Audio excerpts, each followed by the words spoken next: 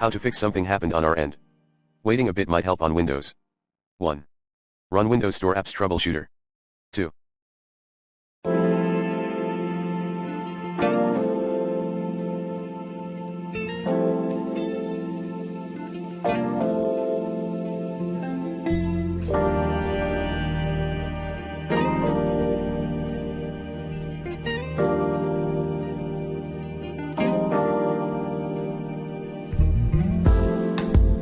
Reset the MS Store app BIOS reset.exe. 3.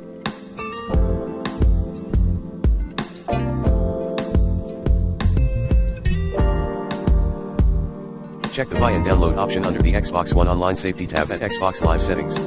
Refer to the IMG below.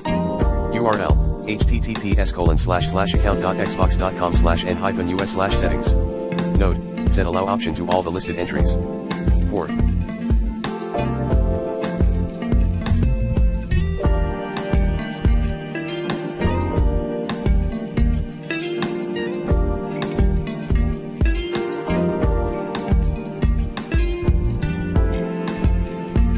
Clear the local cache folder at %localapp.a%/packages/microsoft.windows store_8week 3d8 bv.